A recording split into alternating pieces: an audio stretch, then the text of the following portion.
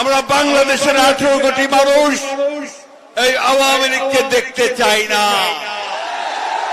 হাসিনা পালিয়েছে, তাই না? কি হাসিনা পালিয়েছে কিনা? কন্যা কেন হাসিনা পলাইছে, কিন্তু তার প্রেতাত্মারা এখনো আছে।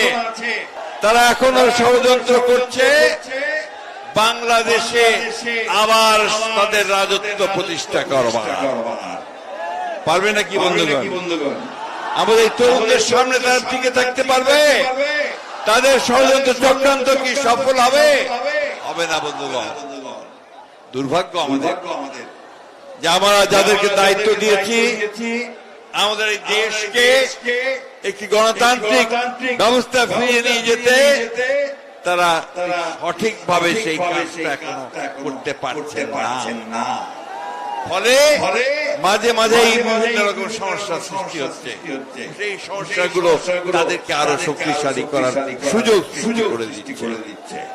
বন্ধুগণ, আজকে যখন আপনারা এখানে সভা করছেন, তখন আরেকটা সভা হচ্ছে আপনাদের নিউ মার্কেটে, ঢাকায় হচ্ছে। দাবিটা কি?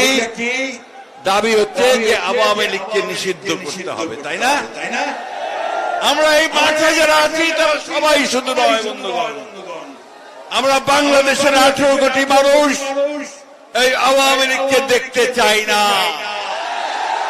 কারণ এই আওয়ামী লীগ বাংলাদেশ স্বাধীন হওয়ার পর থেকেই তারা এই বাংলাদেশের মানুষের উপর নির্যাতন করে এসেছে, গণতন্ত্রকে ধ্বংস করেছে, একদলীয় শাসন ব্যবস্থা বাকশাল প্রতিষ্ঠা করেছে। বন্ধুগণ,